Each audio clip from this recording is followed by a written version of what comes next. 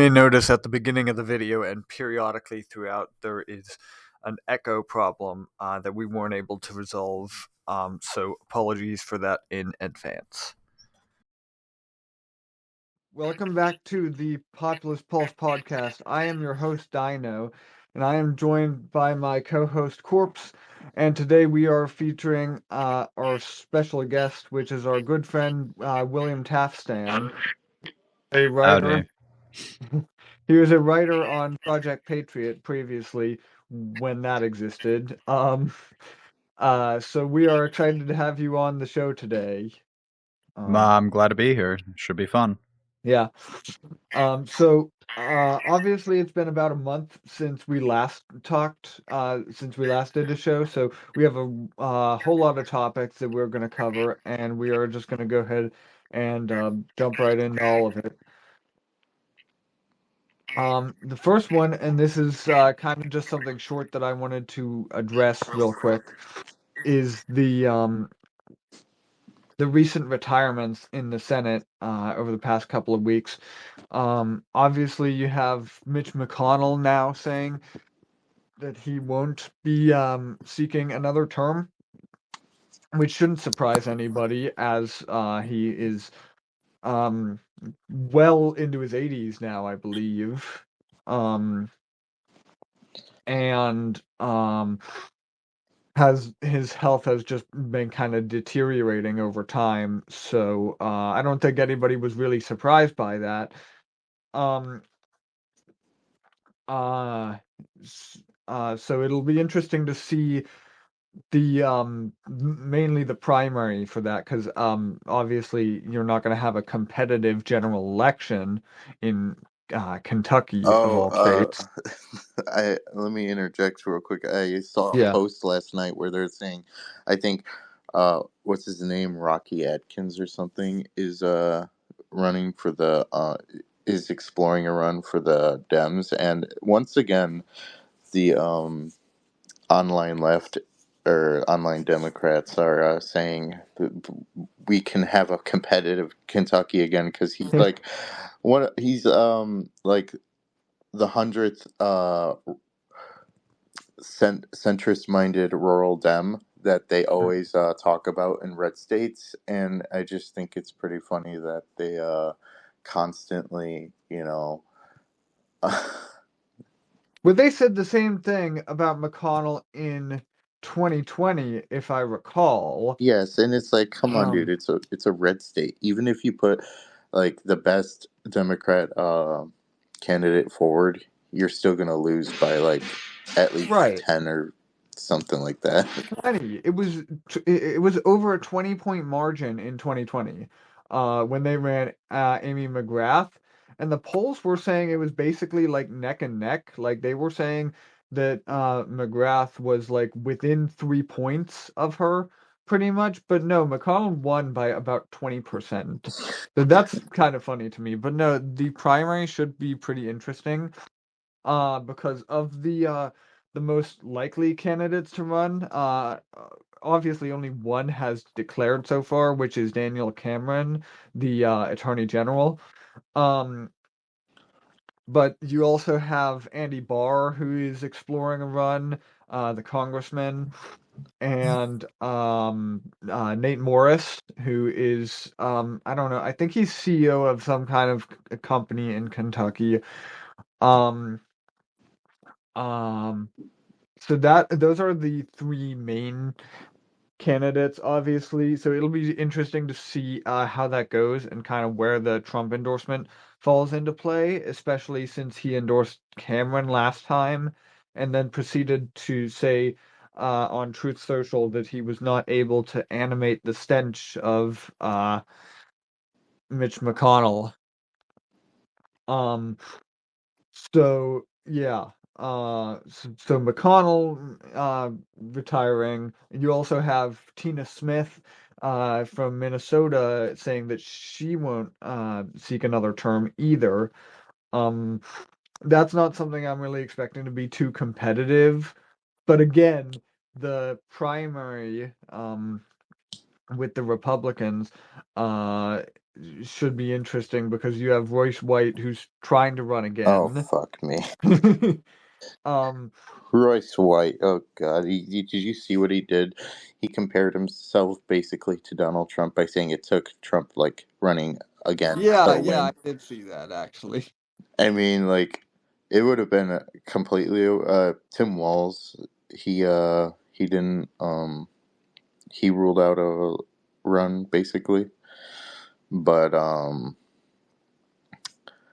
yeah, if it's Royce White, he's not winning. unless they nominate Ilhan Omar, Ilhan Omar but or even something. then, wouldn't expect him to win. He's just not a good fit. Yeah. So there's Royce White. Brad Finstead is possibly running. Michelle Fishbach is a potential candidate as well. Well, correct me if I'm wrong on any of these. Um, and Karen Housley from 2018 could also run again. So yeah. Um, Oh, and I was trying to think. There's something about. Oh yeah, on the Republican side, there might be a few retirements as well. And it's not confirmed yet, but Tommy Tuberville says that. oh Oh, yeah, he might run for yeah. governor. So is what's her name? Oh, Tennessee. from Tennessee. I know who you're talking Oh, about. I can't think of her name. Marsha Blackburn, Yeah, which is kind yeah. of funny because she just Oh won shoot. re-election. Sorry, Sabatini's not been able to speak this whole time. Oh, he I left real just quick. realized that. He either left or disconnected real quick. Sorry, are you able to speak now? Okay.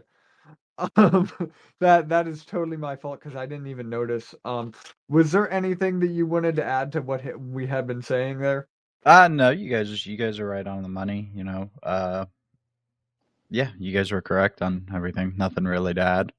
Yeah. It's from what I'm like seeing is that, well, there's always a saying that being in the Senate sucks, and especially with these people being so like a lot of these potential Republican retirements coming up.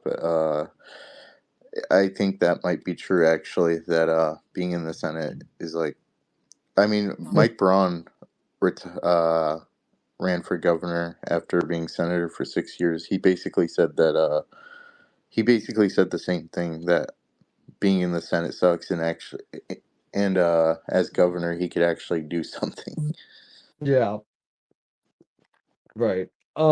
And the last one that I did want to mention was Gary Peters in Michigan, which is of these the only races that I'm actually expecting to be like pretty competitive. Because Michigan, Trump won by like I don't know, I think it was 1.5% Yeah, margin. it was. He won it by like 80,000 votes, which is Yeah. impressive for Michigan. It is certainly an improvement.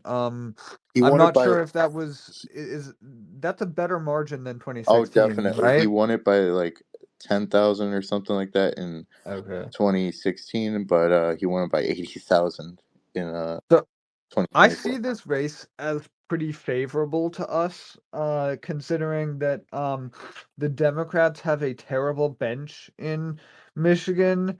They have one second. Um they have what's his name? Pete Buttigieg. Um Not even a Michigan native. right. Yeah. Yeah, and I don't think people will exactly go crazy for that. Um and you also have you have Risha Tlaib, which I don't know if she'll even consider a run, Nah. but There's all the lieutenant governor. Oh yeah, well first the incumbent governor said that she's not running, which would have made yeah, that race like a safe Dem seat. pretty much, yeah. And her lieutenant governor Gilchrist is also saying that he won't run, and he's instead opting to run for governor. against the Secretary of State and the former Detroit mayor. Which, and he did explain that in the past that he has zero interest in running for federal politics, which is pretty funny. Yeah. And no one wants to be in the Senate, which is pretty funny. Yeah.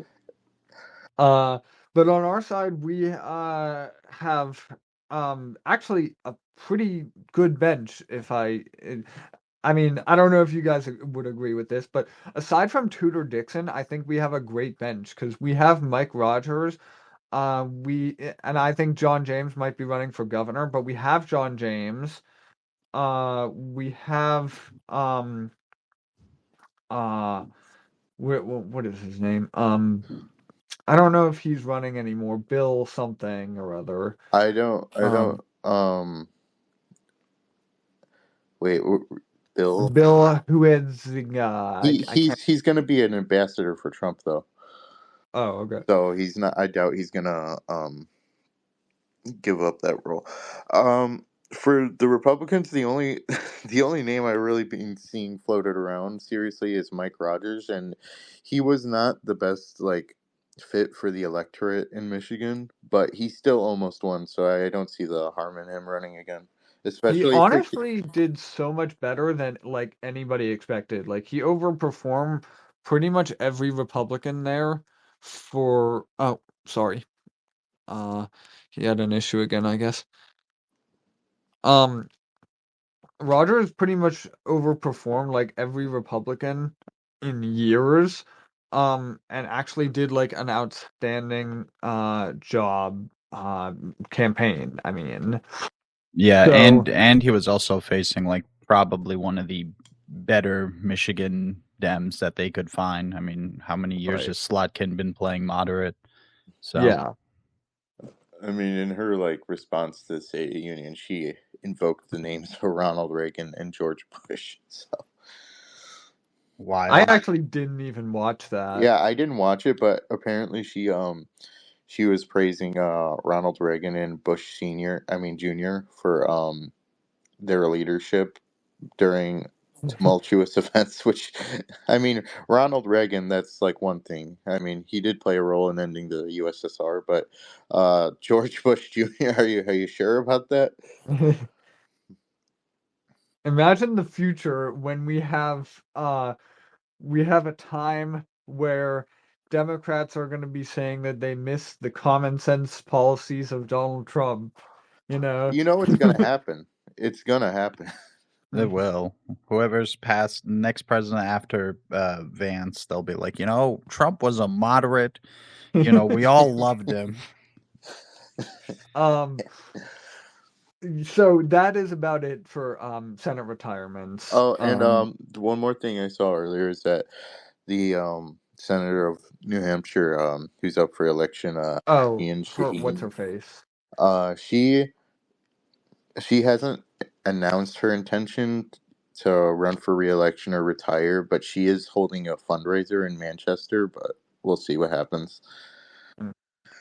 I think and I mean I don't really know but given that what's his name is running for New Hampshire, Scott Brown.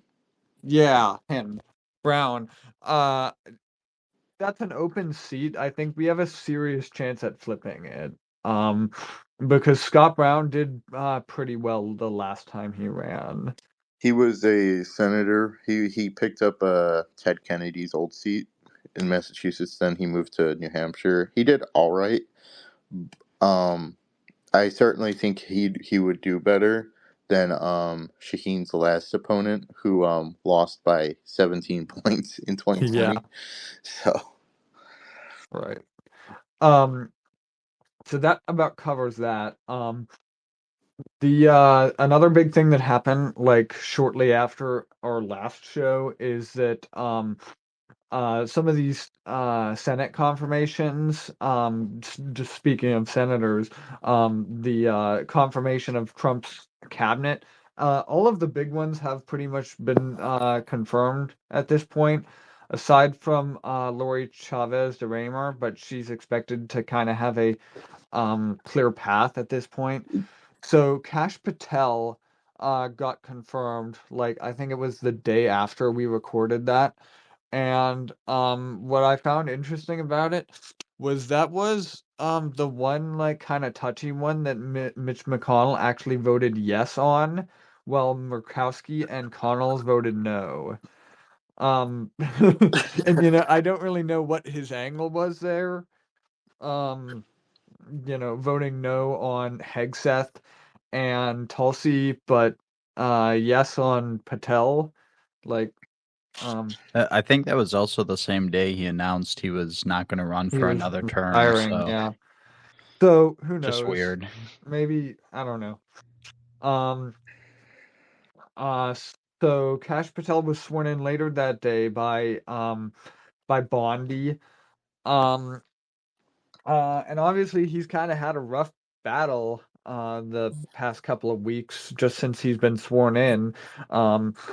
But I want to kind of get you guys' take on what do you think he'll get done just in the first like 100 days or so. Okay, I'll start by saying he has a pretty easy job of not being as horrible as Chris Ray. Just don't Well, be a piece of shit and you'll be fine.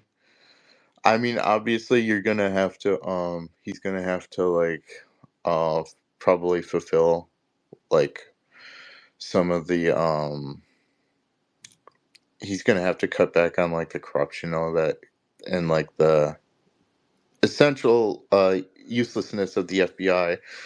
Um but overall I think it's hard to like be worse than his predecessor to be well, honest. yeah, Yeah.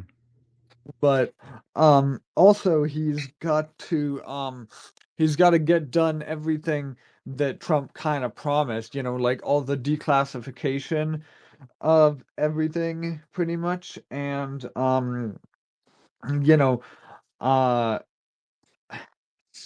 things like that, like all of Trump's campaign promises for the FBI. So yeah. Um and I mean I'll get more into the Epstein thing specifically later in the show, but obviously he's got to figure out the D class of the JFK thing and what do you call it? Uh MLK, RFK. There's a lot he yeah. has to declassify, but it's not all on him. It's like all the intelligence branches have to do it. Right. I think the most important thing Patel can get done, especially right off the bat, is just getting the corrupt people out. I mean, you had the FBI guy of the Southern District of New York resign Mhm. not too long into Patel being in charge, which is a good sign. Yeah. Um what I don't like is how people are blaming him like a week in or whatever, and they're like, "Oh, well, he's holding up the Epstein documents. This is all his fault." It's just kind of the same group of useful idiots saying all of that though. So, I mean, nothing really can please them at this point, I don't think. Um They're never gonna be happy, so that's it's especially coming from the side that supported Ron DeSantis during the primary. So yeah. Yeah, that is correct. Um So, yeah, not too much on that, but I am expecting him to get a lot done. And he's in there for a 10-year term, so he's at least going to be in there well into a Vance presidency. should he Um, win, let's just make that clear. he's very likely to win, but yeah. Um, So, the next thing that's been happening lately is the whole Ukraine debacle, and this is kind of a new development now that Zelensky has actually been to the White House for a meeting. which which hasn't which didn't happen since Trump was sworn in. This is a first for the second term. But TAFSTAN, I think this was kind of a topic that you wanted to get to. Yeah, so I'm gonna start off first with kind of all the different ideas for a potential like peace deal that have been floating around from both sides, almost three sides to be honest, because you have what the U.S. wants, what Ukraine wants, and what Russia wants, and they're not all obviously in agreement. The first things first is everyone kind of agrees. Everyone wants a ceasefire at some point in the nearish future. Everyone except maybe Ukraine sort of. Ukraine's been very picky with the peace deals. Right. Russia's been really pushing for Ukraine to be barred from NATO, and the Trump administration seems pretty warm to that idea. The Trump administration and Russia both also definitely want Ukraine to recognize all the annexed territories, especially Crimea, and whatever land ends up getting traded in a final deal.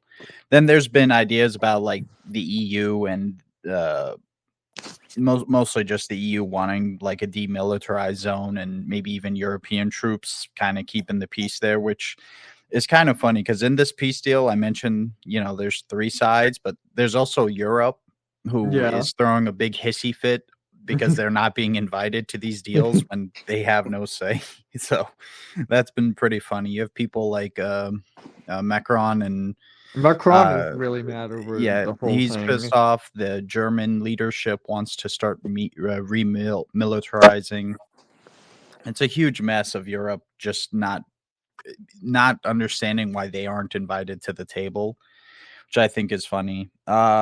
But there's that idea. There's also ideas of the U.S. just withdrawing from all added troops to since 91. So right now, the idea of a peace deal has every side saying a bunch of stuff, and nothing really has been put like, yeah, this is 100% going to happen, except probably that Kiev would recognize Crimea. Everything else is take it or leave it right now. There's no real peace ideas, and we probably won't get that for a while.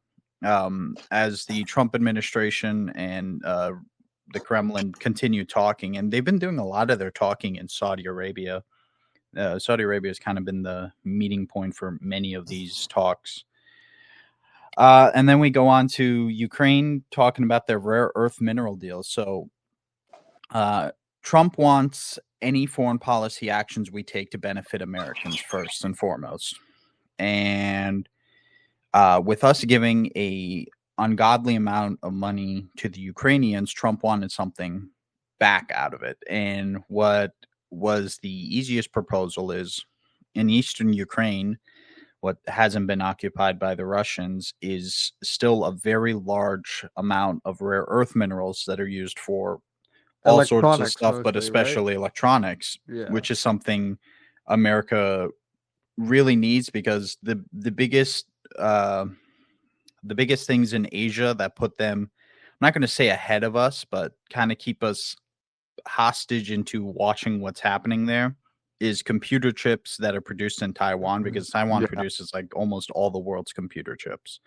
And China controls all of that, basically. Like, China controls, what is it, like 60% or something like that? It's an absurd amount of computer chips are being dealt with in China alone, and the US really needs to catch up. And one of the first steps is being able to secure your own rare earth minerals, which Ukraine has plenty of. So this is where it gets fun, that after some tweets and some communication, Zelensky said we'll sign the deal after some back and forth, because originally Zelensky wanted securities, which means U.S. troops and U.S. vented military interest in Ukraine, which is something Trump doesn't want. Trump wants something, at least for the start, purely an economical transaction.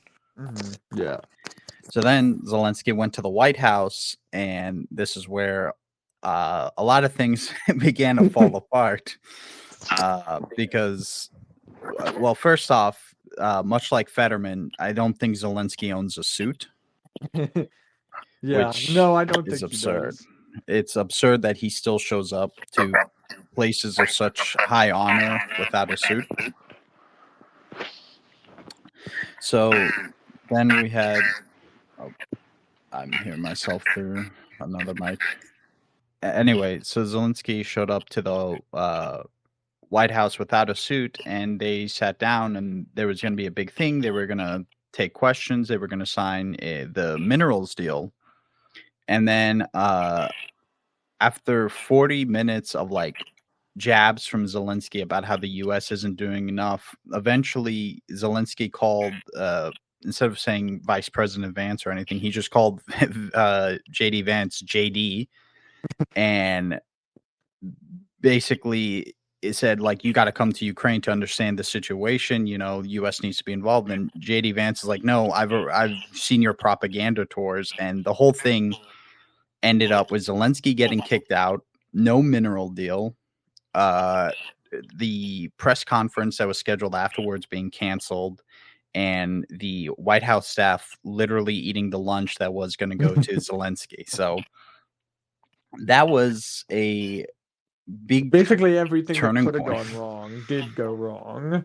Yeah, so this puts the situation where the personal relation between Zelensky and Trump is pretty bad, which in this scenario is obviously really bad because Putin generally treats Western leaders with some amount of respect. And yeah, I'm not going to say, you know, you flatter Trump, you get anything you want out of it, but he likes being flattered. That's just the Like being reality of it. respected and Respected too, which Zelensky can't do either. yeah. So basically, this throws Ukraine's voice in their own peace deal way lower on the ring of things Trump cares about. It's definitely U.S. interests first, large gap, probably Russian interests, then small gap Ukraine interests, and then back again to a large gap European interests, because this has been a whole mess. But it was pretty entertaining to watch. If you haven't watched the exchange, it's literally like 40 minutes of Zelensky lightly jabbing the US, and then JD Vance stands up for America and Zelensky gets all pissy about it. Correct me if I'm wrong, because I don't know if this is actually real, but I saw a tweet the other day that said whatever Zelensky said at that one part is actually Ukrainian for bitch, and I'm not sure if that's actually true or accurate, but it's funny to think about if nothing else. It really does sound like he said suka, which is it's Russian for bitch. So yeah, I'm pretty sure he did call JD Vance a bitch. I'm like 90% certain, because that's just something. That's I mean, something he to might have do. not meant it as a bitch, kind of, because suka is very. It is like a swear, like you wouldn't have your children saying suka, but it's dare I say slightly more casual in especially in the Russian language. But Okay. he definitely, I mean, he definitely did say bitch. I think. I I will. think it was totally towards JD Vance. I will point out this though, in terms of the deal and everything. I mean, Trump was right in that when you compromise with someone, uh, with like two parties, nobody's gonna get everything that they want, and he was right in that Ukraine should have just taken the deal, because it's like, what are you even gonna do? Like, you're not, like, all these like teenage neocons on Twitter, plus all these like Euro Euro people. whores. Yeah, there's another term, but I'm not using that one. Um, they were saying that like, oh, we need to give Ukraine back. Russia needs to give Ukraine back the separatist regions, and they also need to like reset their 2014 borders and all that. And then it's like, that's not happening. Like That's not realistic, that's no. not ever happening. Like, you would have to defeat Russia in a sort of like actual war for that to happen, which is not happening. I mean, like, this can go on for like 10 years, and but Russia's eventually going to win. So I don't know what the hell Zelensky is thinking. Like, if you don't take this deal, you're not going to get You're anything kind of better. fucked at this point. Yeah, Yeah. it's I Yeah. mean, gonna. if I'm Zelensky, I'm doing everything in my power to kiss Trump's ass and get whatever I can out of this to stay alive. You know, like I get um, trying to put your country first or whatever. Like I kind of get that, but at this point the cards aren't in your favor, like you don't have much of an option left. Yeah. So it's either y- save what's left of your country or don't, you know? Yeah, I mean the thing is with Zelensky is he originally entered the presidency. The reason he won, and in fact he did the best in the separatist regions, is because when Zelensky entered the presidency, he was very pro neutral slash kind of leaning towards Russia. Not Oh, really, but he was very pro neutral because the guy before him was incredibly pro European Union. And then when Zelensky got into power, I mean, there's a reason before Zelensky was in power, everyone said Ukraine was like one of the most corrupt nations in the world. I'm pretty sure whatever Europe or the Biden administration or whoever started bribing him to continue pro EU strategies, which is when kind of became too much for Russia in that whole perspective. So yeah. I don't I know if he's leaning in defending Ukraine as much as he's trying to defend what interests he has. Because also, as soon as the war's done, he's getting voted out by Assad Yeah. margins because Assad the most margins mean something a little different, but because the most important people or the most popular political figures basically are just the generals, and most of them have been magically assigned to ambassador positions outside of Ukraine once a poll comes out showing they're winning. So right. Yeah. there's I also, I don't know if this is true, but I heard that Zelensky's victory in the like elections were similar to Trump's in that he was like not like part of the like political order, and that yeah, No, he they he wasn't. could. was he was 100. I mean, he was genuinely a comedian celebrity who ran for president under the idea of like a neutral thing because the guy before him was a comically corrupt pro EU guy, and that's why he won because he was something different. He wasn't part of the terrible political establishment, but I Right. think within hours of being inaugurated or whatever he was. So Yeah. And what's even funnier about that is he was part of this Ukrainian TV series where he becomes president, and I think it's a comedy TV show, but that was like kind of what eventually led. Like you could almost say in a way that he was memed into the presidency, Oh yeah. which is amusing. yeah. But Um, I think that mostly covers all the Ukrainian news and stuff.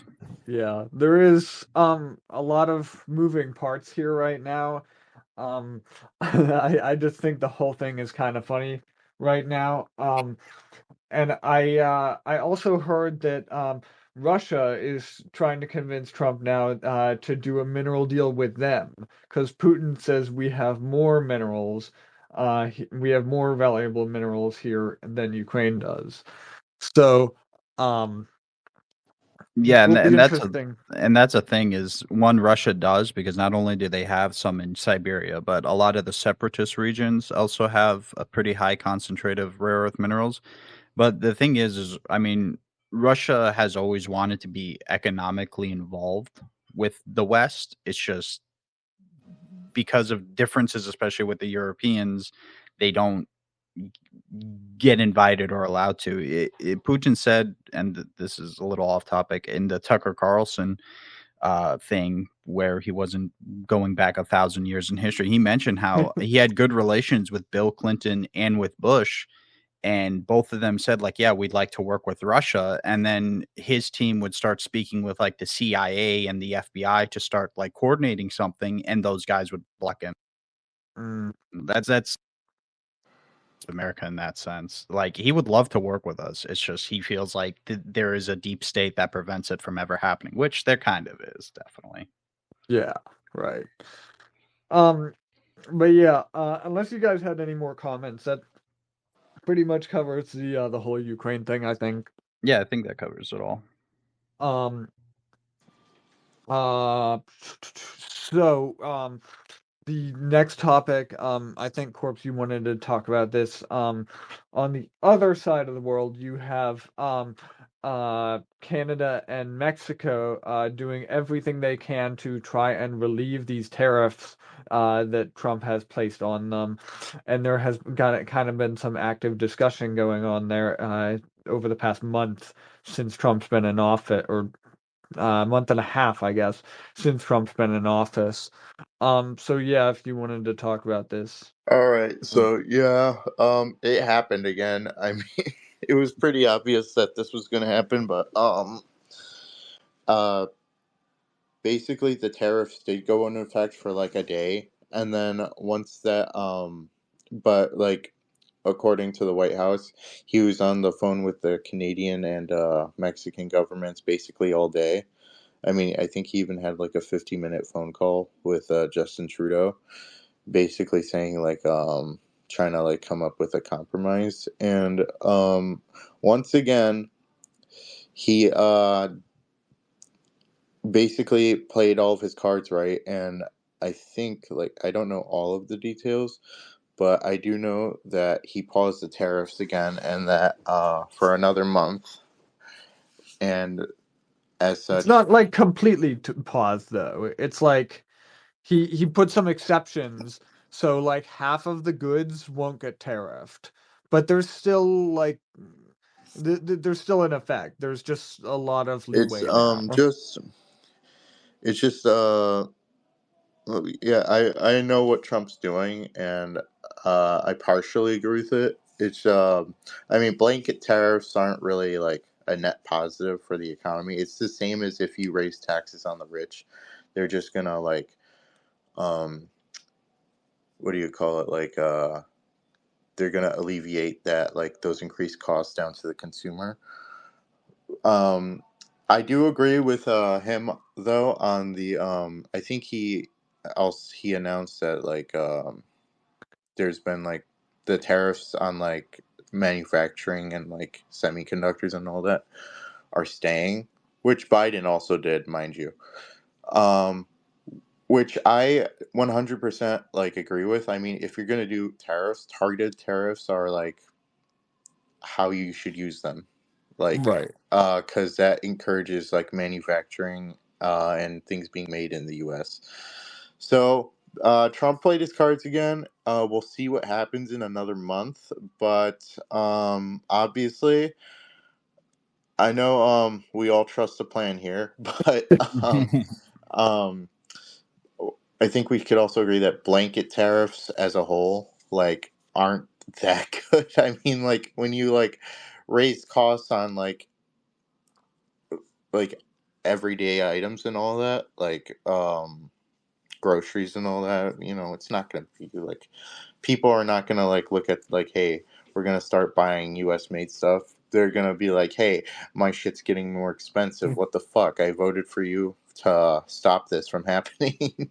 And that's kind of the problem is I feel like if prices don't come down like immediately, everybody's just gonna start panicking. Um but I think that's like a separate issue. I think Trump is working on that. And as much as I'd like to see like blanket tariffs across the board, it's just not, it's unfortunately like not possible in the modern world. Um uh Ideally, and I've said this before, and I know it's not possible, but what I would like to have happen is to and you know what I'm about to say, Corpse, Oh, I know is you're one of those I want people who think I that want we tariffs could. to replace income tax. Yes, I want to, I Woo! get where you're coming from. We used to fund this country specifically on tariffs. and Thing that's what is I that want. when this country was funded mainly due to tariffs, the German Empire was still in existence. Like the Ottomans were still in existence. I mean, like But that was how we thrived for that period of I time, know, you know? I get it. I get what you're saying.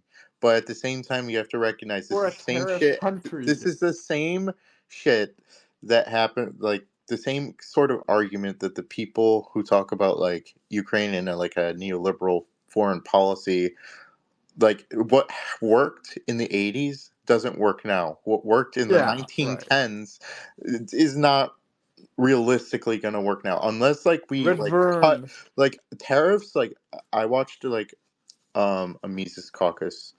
He's not like the one of the cringe libertarians. He's like one of the people who was like um he was a skeptic of Trump, but he was obviously saying that it was the better choice than Harris.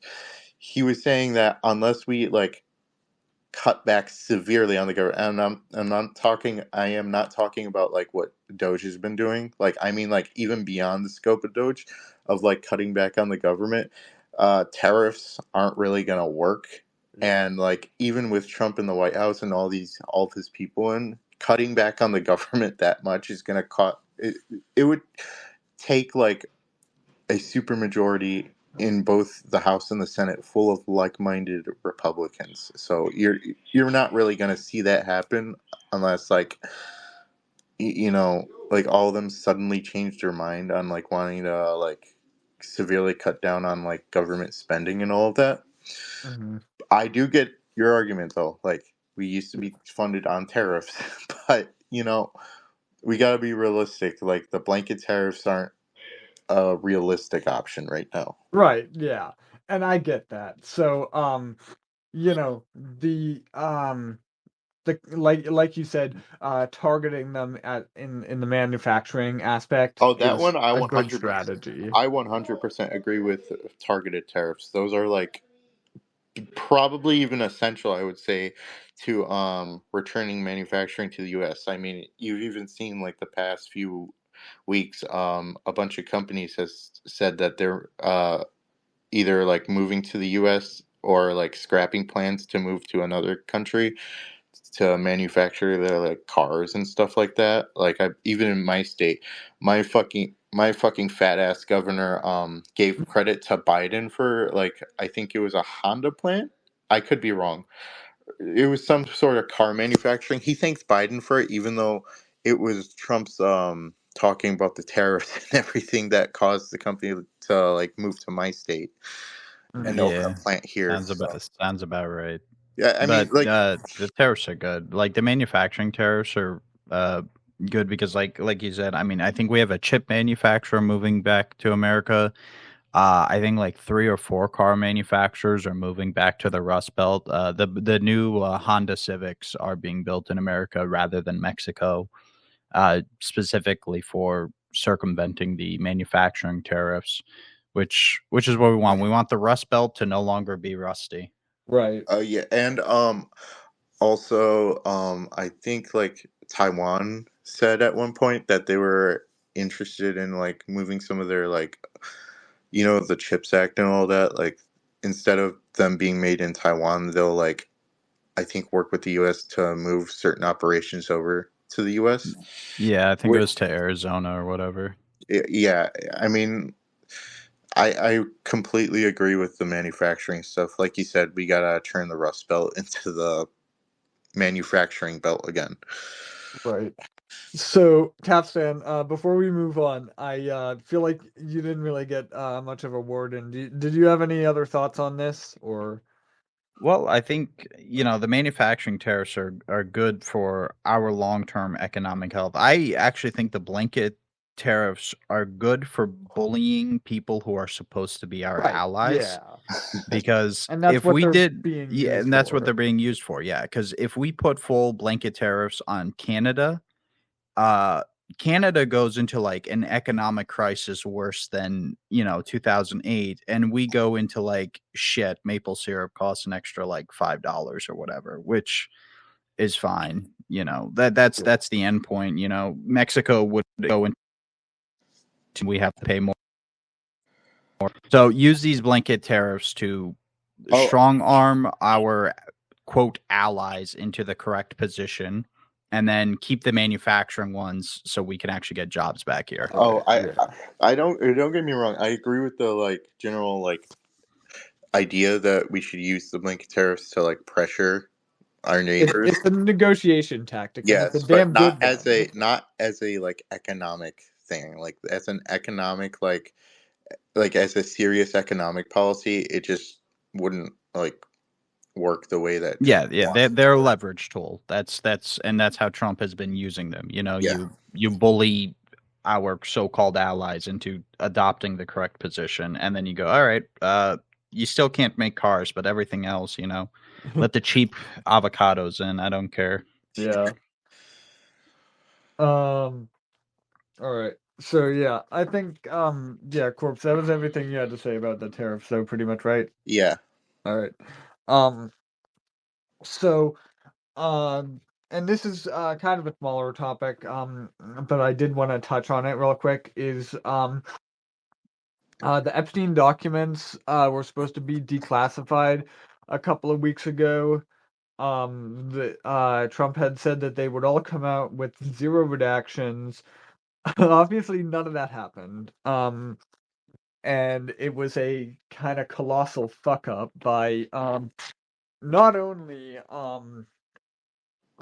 just the GOP as a whole, for the way that they kind of rolled this out, but I feel like Bondi kind of missed her potential here. I don't get me wrong, I think she's going to be a great attorney general, but this was a real miss in the way that she presented these big binders to all the MAGA influencers, Grifters. which which had 120 pages of supposed documents in it. Everything in there was already had been made public information, but just not officially, and there was lots of redactions. And as we're finding out this, it turns out that she did not make anybody else aware that she was planning on doing this because it was meant to just be a surprise. So, just kind of a terrible rollout and a lot of missed potential with the way that that was kicked off. But as we're kind of finding out more of the details here, it sounds like there was an FBI office in the Southern District of New York that was withholding all of the important documents. And as you discussed earlier, the guy in charge of that was forced out to resign. And Cash seems to be indicating that he's working on that now. So I believe that we're gonna get some more real information out of this. That this isn't it. Um, because that was just phase one. So there's obviously gonna be a phase two or phase three or and so forth. Um, um, so the other thing that I wanted to say is I don't agree with people blaming Bondi and saying that she needs to go, that she needs to be fired, and all this, that, and the other. She obviously wouldn't be as good as Matt Gaetz or any or like yeah, she obviously wouldn't be as good as Matt Gaetz, but I think she is still going to be a phenomenal attorney general.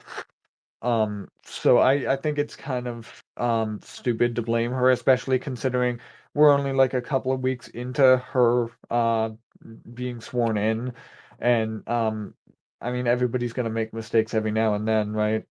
She still has like over 1,400 days to make up for it. So Yeah. Yeah.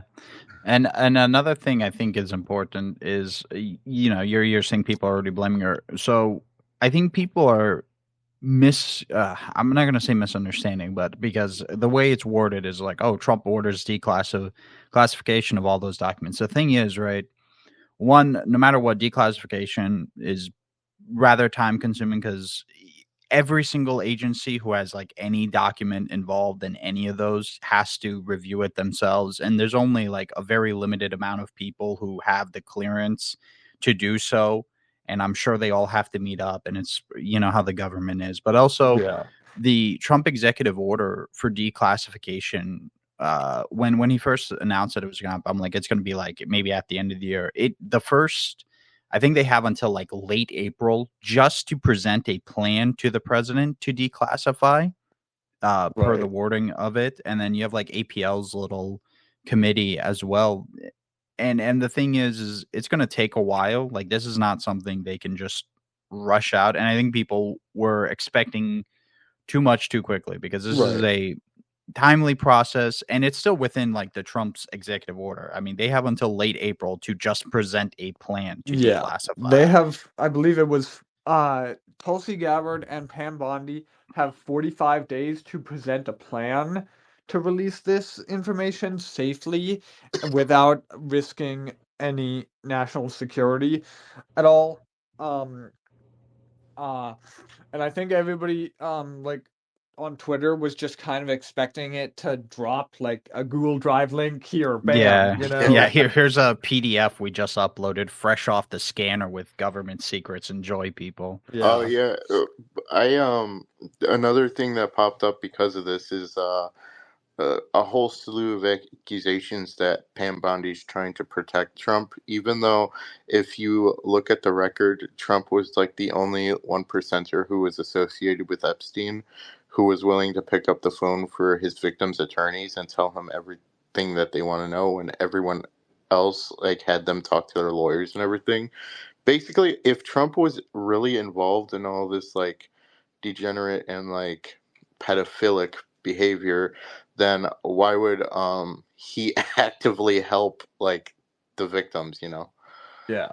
Yeah. And uh the one thing that we do know is that Trump was never very close with Epstein at all. I think he like flew to the island one time or something, as No, opposed to these here. people who have been to the island like 20, 30 times All right, or and so so forth. I believe the only record of him flying in his plane is when he needed to get from like New Jersey to New York or something like that. I don't know what this exact states. There's no so far there's no like actual like, you know, hard evidence that he ever went to the island. Unlike Bill Clinton, who I think went there like 30 times or something like that. Right. Um, so just to get that out of the way, it was to get to from one of like from one state back to his like I think New York estate. It wasn't like anything crazy like going to the island. I don't think. I mean, Right. even if he did go there, like if it was like I think you would know like there's a difference between going there like once and then going there like an absurd amount of times. Yeah.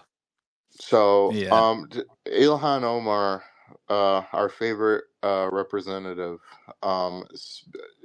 basically accused Bondi of trying to like protect Trump from whatever's in the documents, which just isn't true. I mean, I believe there's also the fact that not only national security, but also the fact that a lot of these they have to get the okay from these victims or uh like Or they'll just redact the victim's info, and that's yeah. going to be a key difference between like all the Epstein declassified, no matter what, still going to have so much redacted info, especially because you know how many of the victims are still around and stuff. When like you Or compare it to like the it could still be in litigation. JFK Who stuff, knows? yeah, Yeah. Yeah. when you compare it to like the JFK declassification, it's not like they are going to have like a lot of people involved in it aren't even alive. So Yeah. declassifying that type of stuff is way different. Yeah. Yeah, and we already pretty much know what happened at JFK in the JFK assassination. I mean, there's been movies on it, there's been documentaries, there's been TV shows. It's pretty much everybody already knows what happened that day at this point. It's more about just making it public knowledge Yeah, officially all the and like being extra transparent. documents being declassified, because that's the only thing that like still from the JFK stuff that's still hidden is like a bunch of the extra supporting documents that was probably hidden for like probably national security stuff there. Right. So yeah. Um But yeah, I think that's about it for the Epstein thing. Um uh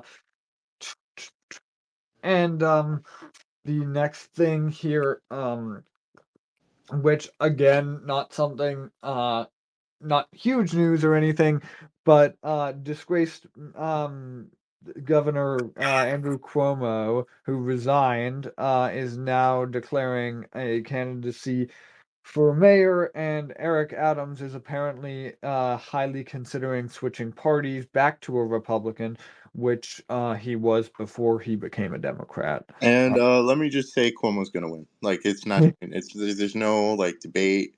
There's no like what if so and so. Cuomo is gonna be the next mayor of New York. Let's just be real, okay? Like the Democrats in New York, they are probably the worst. Like I consider my state's Democratic Party to be the worst, not because they're incompetent like the New York Democrats, but because of how corrupt they are. Like I can, that's why I consider mine the worst. But if you're looking at like just like general competency, the worst state Democrat party in a safe state is for sure the New York ones. Like it's gotten so bad to the point that they're crawling back to the one guy that they essentially said resign or we're going to impeach you. Yeah, So the New York Democratic Party. I mean, to have an incumbent governor who is either slightly negative or slightly positive in approval rating means you have messed up so tremendously, because losing as an incumbent governor or being viewed bad as an incumbent governor is like genuinely nearly impossible, even in today's like polarized world. And they're in a Democrat safe state. Right, yeah. She's so underwater that at least at one point, you're talking about Hochul, I Yeah, yeah. assume, right? Yeah. She's that much underwater that at least for a period, they were saying that Trump had a higher favorability in the state than her. yeah, Um, one of which that didn't last long once he got sworn in. well, obviously New York's going to be New. Oh, hey, you Oh, just cut out. okay, well, I'll carry the. Is it back? Yeah, I'm so sorry about that. It's all good. Anyways, um, as I was saying, New York's going to be New York and all that. But yeah, according to a recent poll, she's only approved of by a point, like over her disapproval. Which I mean, I could, I could see that translating into like a like maybe an upset Republican victory. I mean, I If we wouldn't. were running like Zeldin or someone, I'm but we're not like not. I'm not counting on it, but she is very unpopular, and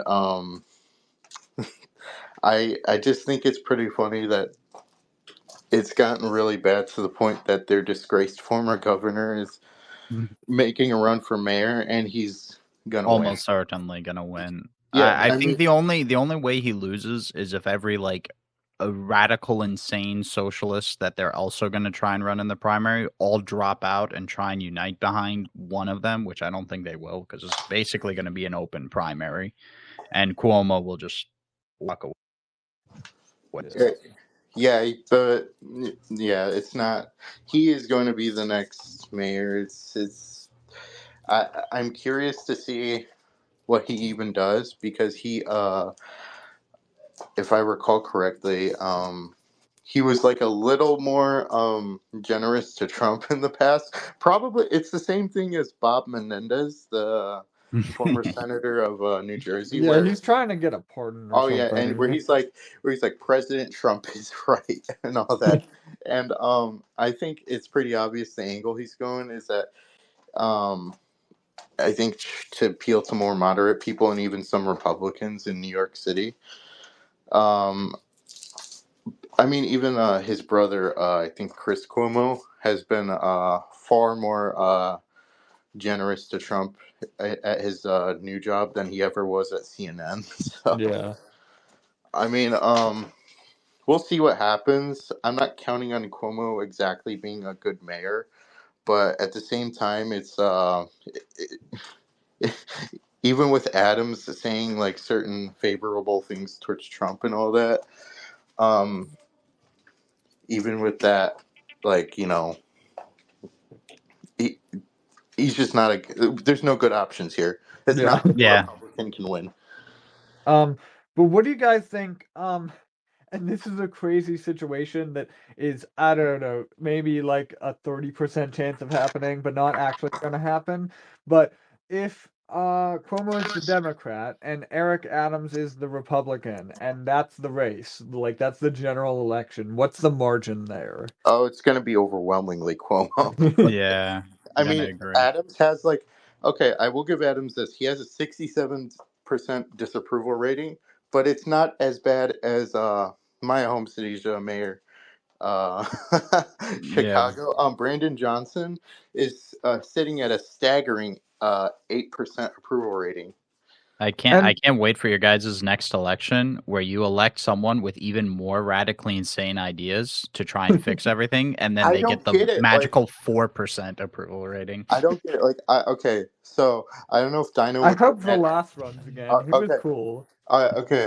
I was about to say I don't know if Dino would get mad at me, but I was actually stumping for Vallis in the last election.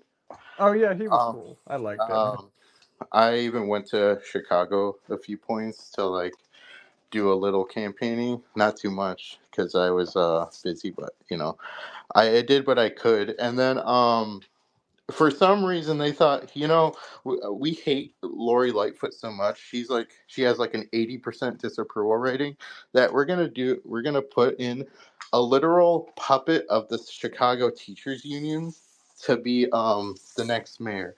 I just find it so funny that this is like a cycle with Chicago. We have like a mayor is sworn in, said mayor becomes so unpopular, and then the next mayor promises, like in the election, promises to double down on that, and then they somehow win, thinking that it's going to be any different. But anyways, um, with um, with Adams, like with his disapproval rating, yeah, good luck. Right, yeah. Even if you run as a Republican and start like glazing Donald Trump, you're not And going to he's get not it. gonna get past the primary anyway, because I think a lot of the Republicans in New York prefer that other guy, Curtis So, Sliwa. yeah. That fuck. Um, so yeah, it's not very likely. Okay, so I think that pretty much wraps it up for that topic there. Um, the last thing is obviously that Trump just had a his first State of the Union on Tuesday night, I believe that was. And it was it had a rocky start to say the least, and certainly didn't make it didn't make the Democrats look any better. Um, so I do kind of want to just jump into that. Obviously, unless you're living under a rock, you saw what happened there, which is that Al Green, and it was only like 2 minutes into the speech, Al Green started trying to yell over Trump and waving his cane in the air and saying something about Medicare, and he was immediately removed from the chamber by House Sergeant at Arms um, uh, directly after that, and eventually censured yesterday. Um, so, and I guess what I kind of find most funny about this is that the Democrats are trying to use this as some kind of symbol now. Like they're proud of Yeah, it. yeah, Old man waves cane in the air. Yeah. yeah, no, Old man yells at cloud. The Meme. Texas Democratic Party went ahead and posted a photo of it thinking it like looks cool, and I think that's the overall theme from the State of the Union is at every single opportunity during that State of the Union, the Democrats chose the less popular option to back, which Right. is impressive, I have to Yeah. say. Only They are one. somehow. Sorry, go ahead. Only one of the like 400 or like however many seats they have. Only one sitting Democrat rep stood up and applauded for the boy with cancer who was given the honorary Secret Service title. Yeah, I want to know if it was like Hakeem Jeffries. It was probably Hakeem Jeffries who gave like a memo before it and said, "Do not clap for anything," because I think Nancy Pelosi would have been smart enough to say, "Hey, like if it's a kid with cancer, you can clap for that. That's Okay, okay." I hate Nancy Pelosi with all my guts. The day she dies is going to be a good day for this country. Whoa. I'm not kidding. I hate that bitch so much, but I will say is that I respect her in the sense that she was a formidable opposition leader. Like she knew how Yes. to she was a much like McConnell. She was a procedural genius, Yeah. and she also with this like slim majority that they had in Biden in the first half of Biden's term. She managed to get like a lot of this shit that the Democrats wanted to get done when they said it wasn't possible.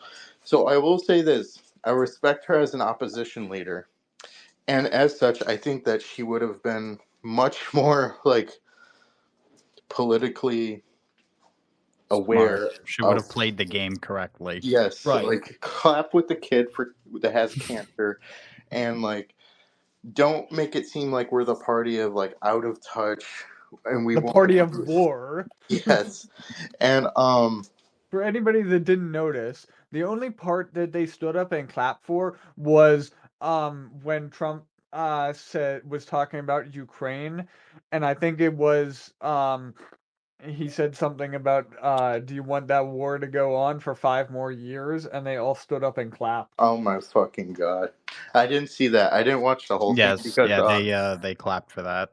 I didn't watch the whole State of the Union. I watched.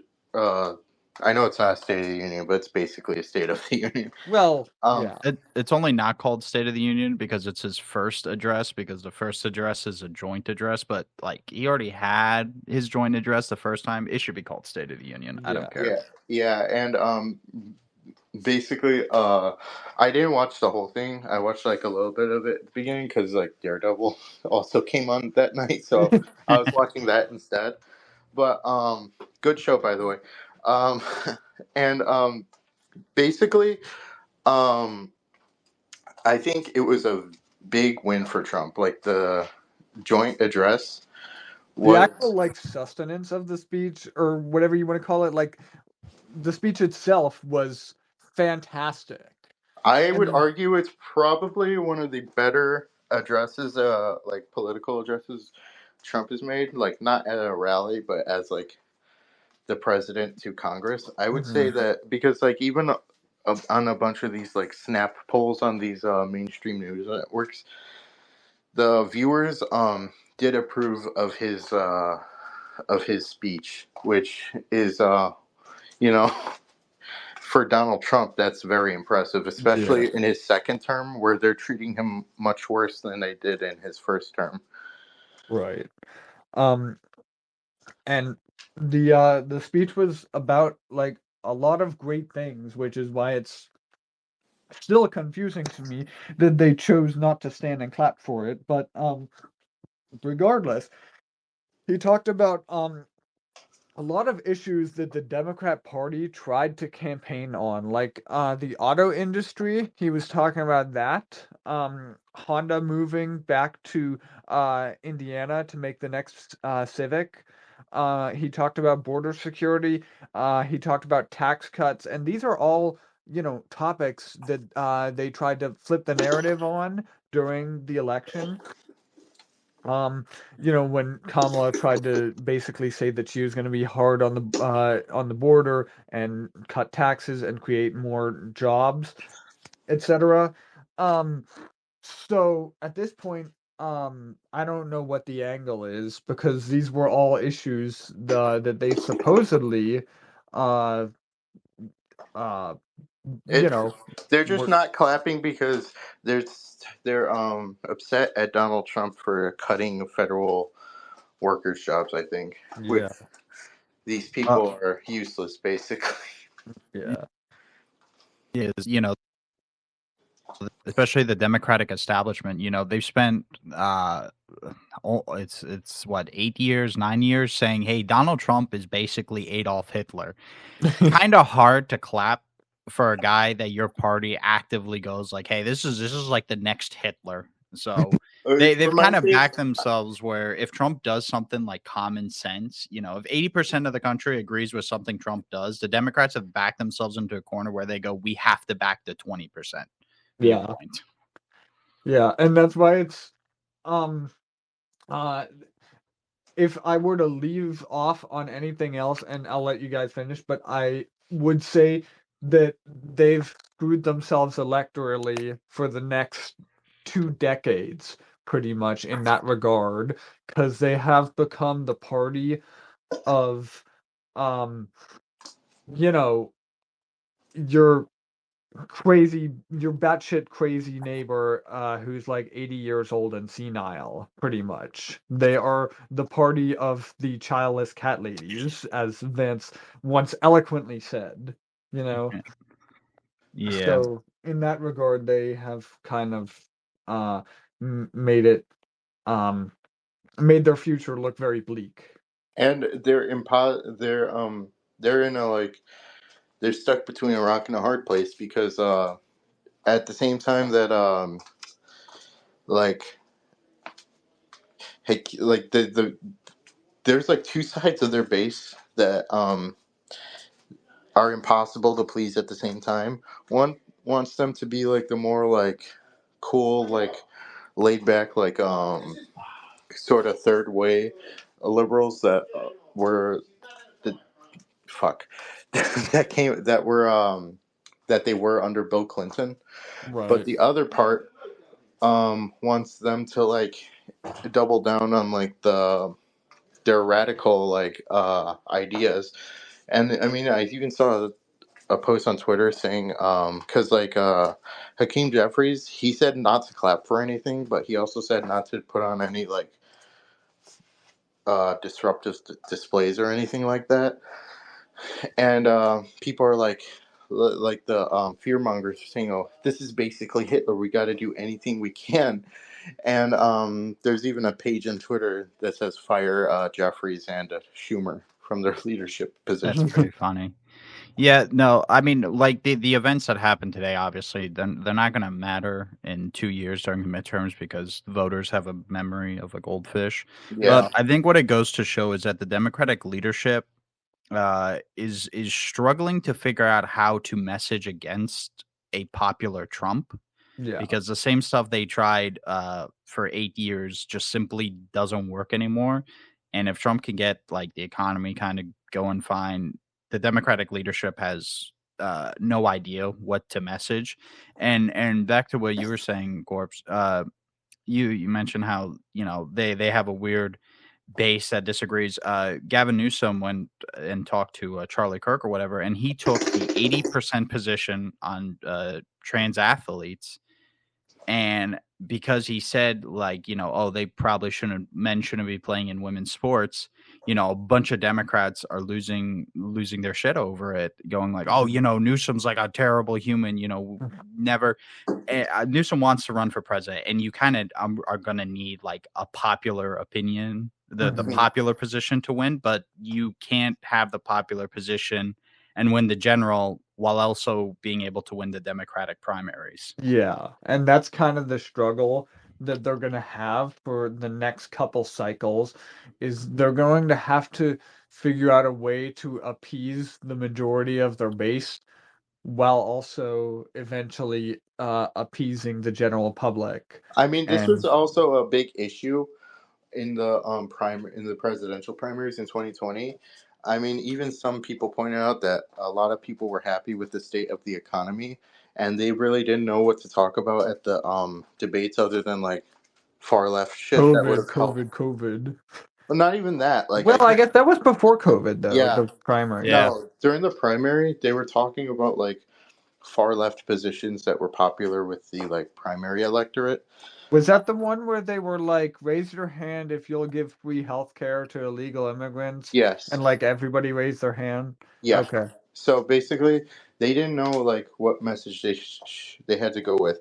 It just so happened that around the time that Biden became the presumptive nominee, COVID really started to hit the community, like the The American country and people. everyone, Yeah. yeah.